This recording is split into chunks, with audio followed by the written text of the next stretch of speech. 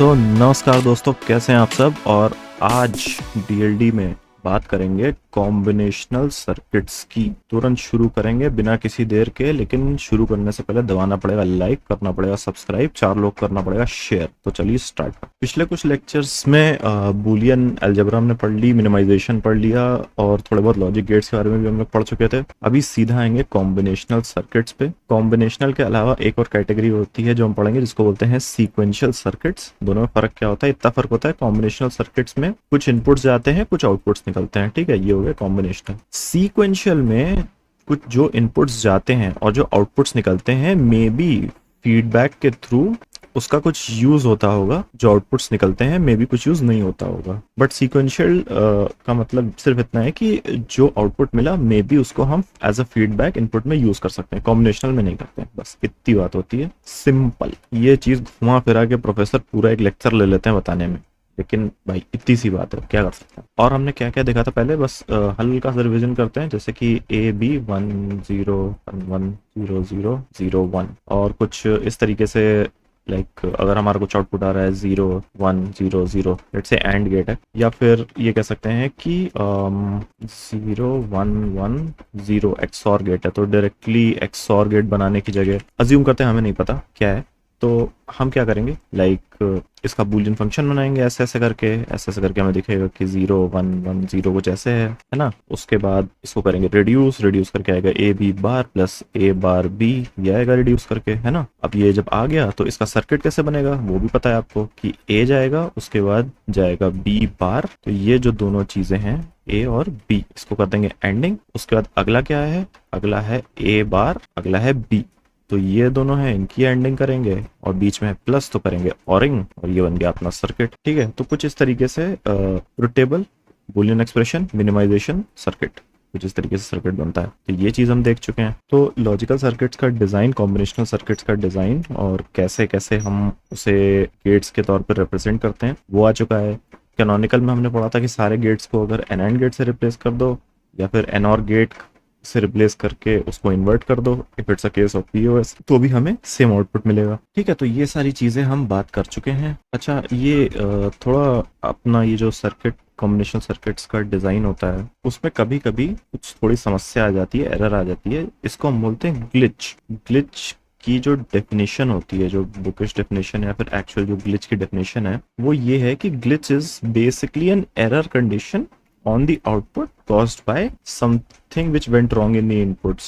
चाहे तो कुछ डिले हो गया हो या फिर इनपुट में कुछ प्रॉब्लम हो। तो लेट्स से ये हमारा है एंड गेट, ठीक है, इसमें 1 1 इनपुट दिया तो 1 आउटपुट आना चाहिए। आपने देखा कि आउटपुट आ रहा है 0, ऐसा कैसे हो सकता है? कुछ ऐसा हुआ होगा कि इस वायर की रेजिस्टेंस बहुत ज्यादा होगी और आपने तुरंत ही इसको मेजर कर लिया होगा, तो अब इसमें करंट नहीं आ रहा होगा। थोड़ा जब ये देर बाद, डिले के बाद जब यहाँ पे 1 इनपुट आएगा, तब जाके ये आउटपुट 1 होगा। इस चीज को बोल दिया जाता है ग्लिच। 2 तरीके के होते हैं, एक होता है फंक्शनल, एक होता है लॉजिकल। तो फंक्शनल हैजार्ड और लॉजिकल हैजार्ड बोला जाता है इनको। तो थोड़ी बहुत इसकी थ्योरी में डेल्व करते हैं। अच्छा, फंक्शनल और लॉजिकल हैजार्ड्स के बारे में एक और चीज, तो फंक्शनल हैजार्ड्स वो होते हैं जब 2 या उससे ज्यादा इनपुट्स चेंज होते हैं, और लॉजिकल हैजार्ड्स तब होते हैं जब एक सिंगल इनपुट चेंज होता है। Functional hazards cannot be removed by adding additional circuitry. Logical hazards may be removed by adding additional circuitry. अच्छा, एक चीज इसमें आती है जिसको बोलते हैं डिले, प्रोपगेशन डिले बोलते हैं उसे। प्रोपगेशन डिले को ऐसे एक टीपी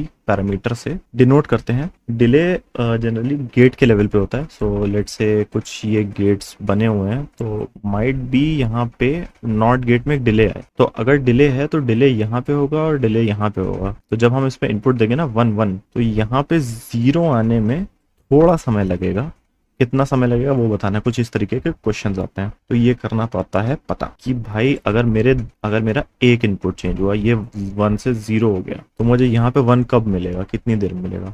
अच्छा, अगर ये चेंज होगा 1 से 0, तो यहाँ पे इनपुट चेंज होगा 0 कब होगा, तो यहाँ पे 2 जगह डिले है। अगर ये चेंज होगा तो यहाँ सिर्फ एक जगह डिले है। तो इस तरीके के कुछ क्वेश्चन आते हैं। हो सकता है कि दोनों गेट्स में डिले हो, एंड गेट का भी डिले हो नॉट गेट का भी डिले हो, तब कुछ और ही तरीके से कैलकुलेशन करनी पड़ेगी। और किस तरीके के क्वेश्चन आते हैं, क्वेश्चन आएगा कि 0 से 1 जाने में, यानी लो से हाई जाने में डिले की, एंड गेट का डिले होगा 25 ms और नॉट गेट का 20 ms। उसी जगह 1 से 0 जाने में एंड गेट का डिले हो जाएगा 10 ms और नॉट गेट का डिले हो जाएगा 15 ms। तो बताओ, जब यहाँ पे 0 0 था और फिर वो 1 1 हुआ तो कितनी देर बाद में सही आंसर मिलेगा?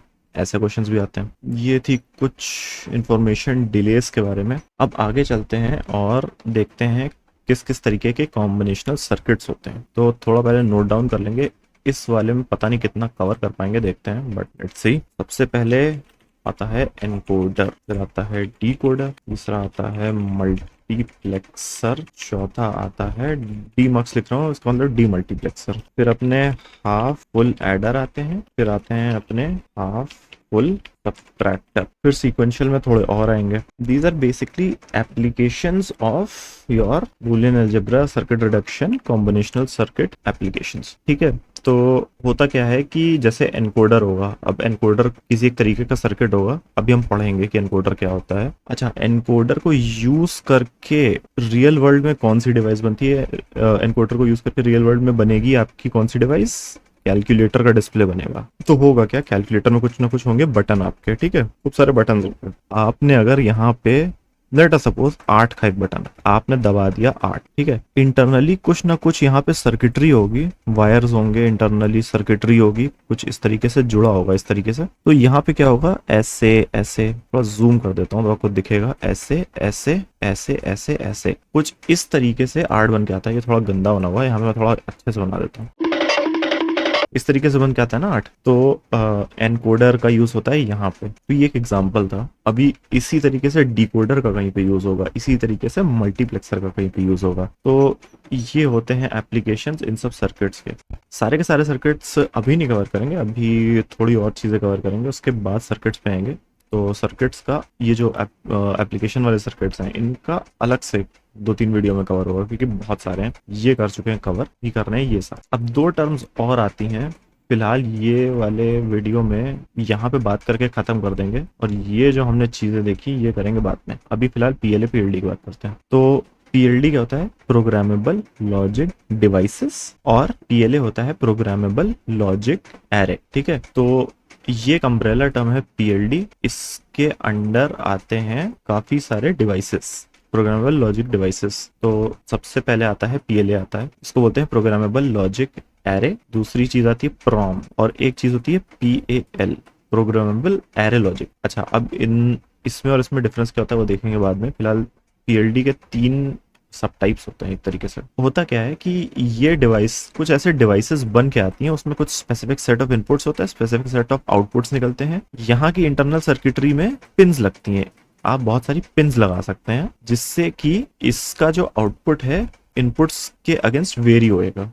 मतलब हो सकता है कि अगर आपने 110111100001 कुछ ऐसा इनपुट इसमें दे दिया, आउटपुट में हो सकता है आपको 111 मिल रहा हो, बट आपने अगर यहाँ यहाँ यहाँ यहाँ यहाँ थोड़ा कलर चेंज कर देता हूँ, यहाँ यहाँ यहाँ और यहाँ अगर पिन लगा दिया, तो उसकी वजह से आउटपुट चेंज होके 110 हो जाए। अब ये सब क्या होते हैं, क्या यूज होता है इनका, तो अभी देखेंगे। बट फिलहाल समझ लीजिए कि प्रोग्रामेबल डिवाइसेस वो होती हैं जिसमें आप वर्चुअली फिक्स सर्किट्स में चेंजेस कर सकते हैं using some kind of pins. ठीक है, तो आगे बढ़ते हैं और देखते हैं कि ये जो डिवाइसेस होती हैं ये कैसे काम करती हैं। इनकी होती है कुछ नोटेशंस। पीएलए में पिन्स होती हैं, पिन्स में होते हैं फ्यूज, और फ्यूज होते हैं 3 तरीके के। 3 तरीके के क्या? फ्यूज तो फ्यूज होता है, उसको रिप्रेजेंट 3 तरीके से करते हैं। तो सबसे पहला, ठीक है, सबसे पहला जो होता है उसको बोलते हैं नो फ्यूज। नो फ्यूज का सिंबल कुछ इस तरीके से होता है, सॉलिड डॉट बना होता है बीच में। तो solid dot with 2 cross lines, this means no fuse। इसका मतलब ये कि यहाँ पे आप पिन भी नहीं डाल सकते, this is a fixed connection at factory। फिर अगर इस तरीके से क्रॉस होता है तो इसका मतलब होता है इंटैक्ट फ्यूज, मतलब कि इसमें से करंट जा रहा है, ये है 1। और अगर कुछ भी नहीं है, मतलब इसको बोलते हैं ब्लोन फ्यूज, मतलब यहाँ से करंट नहीं जा रहा है, ये कनेक्शन खराब है, इधर से करंट नहीं जा रहा है, यहाँ पे 0 है। ये होते हैं रिप्रेजेंटेशन। अच्छा, अब क्या होता है कि इनको रिप्रेजेंट कैसे करते हैं? रिप्रेजेंट कैसे करेंगे? On paper, on circuit. तो अज्यूम करते हैं ये अपना एंड गेट है, ठीक है। अब ये जो एंड गेट है इसमें कुछ भी जाएगा तो वो मल्टीप्लाई हो जाएगा। सो प्रोडक्ट टर्म्स इसमें किस तरीके से हम रिप्रेजेंट करते हैं, so let's say this is this. तो अगर यहाँ पे हमने x लगा दिया, लेट्स से ये a है और ये है अपना b, ये नॉट गेट रिप्रेजेंट करता है, ये इसका मतलब कि a डायरेक्टली आ रहा है और यहाँ पे हमने लगा दिया x, तो इसका आउटपुट में आएगा a b बार, ठीक है। ये होता है प्रोडक्ट का रिप्रेजेंटेशन। सम का रिप्रेजेंटेशन किस तरीके से होगा, लेट्स से ये अपना और गेट है, अब इसमें 2-3 इनपुट लगे, a b c है, तो लेट्स से a और c के ऊपर अगर मैंने क्रॉस लगा दिया तो इसका आउटपुट आएगा a प्लस सी, कुछ ही आउटपुट आने लगेगा। तो ये होते हैं सम और प्रोडक्ट्स के रिप्रेजेंटेशंस। तो अभी सम और प्रोडक्ट के रिप्रेजेंटेशंस के बाद देखते हैं ये अपना प्रॉम पीएलए और पीएल। तो चलिए स्टार्ट करते हैं प्रॉम से। PROM is programmable read only memory. क्या होता है, उसके जो भी इनपुट्स होते हैं ये हो गए एंड गेट्स, खूब सारे सब एंड गेट्स हैं। ये एंड गेट्स की एक एरे है और यहाँ पे हमको दे दी है कनेक्शन की पिन्स, ठीक है, कुछ इस तरीके से, और ये हो गए इनपुट्स। तो अपना ये जो प्रॉम होता है ये होता है बिल्कुल सेट, कि यहाँ ये सब मैंने सेट कर दिए हैं, ये चेंज नहीं हो सकते, आपको आउटपुट मिलेगा यहाँ से, ठीक है। और ये जो है ये नहीं होंगे चेंज, ये ऐसे ही रहेंगे। अच्छा, एक छोटा एग्जांपल लेते हैं। ये दो हो गए अपने एंड गेट्स और ये और हो गया, ये हो गया m0, ये हो गया m1, x dot dot. Let's say ये a और b है और यहाँ पे ये है और यहाँ पे है ये। तो इनपुट में यहाँ पे क्या जाएगा, यहाँ जाएगा a बार b, ये जाएगा a b बार, और इन दोनों को हो जाएंगे हम लोग ऐड, ये दोनों ऐड होंगे और ये होगा a b bar plus a bar, and you have to draw only the min terms that are used. So suppose कि यार ये जो है ये वाला min term यूज ही नहीं हो रहा था, तो हम यहाँ पे ये a बार भी लिखते ही नहीं, सिर्फ a b बार लिख देते, सॉरी a b बार लिखते ही नहीं, a बार भी लिख देते सिर्फ, अगर ये यूज ना हो रहा होता तो, ठीक है। तो कुछ इस तरीके से प्रॉम होती है। ये एक तरीके से रिप्रेजेंट करने का, जो भी मैंने आपको बताया कि इस तरीके से ये रिप्रेजेंट होता है, तो ये उसका रिप्रेजेंटेशन है। तो अब चलते हैं यहाँ से पीएलए की तरफ, क्योंकि समय बहुत हो गया तो जल्दी जल्दी सब कुछ करना है खत्म। तो पीएलए में होता क्या है कि एग्जैक्टली जो ये चीज आप देख रहे हैं यहाँ पे, इसको लेंगे उठा के रख देंगे यहाँ पे, ठीक है। तो ये एग्जैक्टली होती है चीजें सेम, लेकिन फिक्स जॉइंट्स की जगह होते हैं प्रोग्रामेबल जॉइंट्स। जनरली कहा जाता है कि लॉजिकल 1 है, कहीं कहीं पे इसको अज्यूम कर लेते हैं कि ये प्रोग्रामेबल है और उसको 0-1 दोनों कर सकते हैं। ब्लोन मतलब कि खराब हो गया वो। तो एग्जैक्टली जो प्रॉम हमने डिस्कस किया वही चीजें हैं, बस सारे के सारे जो फ्यूजेस हैं वो है प्रोग्रामेबल, यहाँ पे फिक्स कुछ भी नहीं है, बस इतनी सी है बात और कोई बात नहीं है। तो ये होता है पाल। पीएलए भी थोड़ा थोड़ा सेम ही होता है, बहुत कुछ अलग नहीं होता है। तो इन तीनों में कुछ कुछ जो डिफरेंसेस होते हैं वो एक बार दोबारा से बता देता हूँ।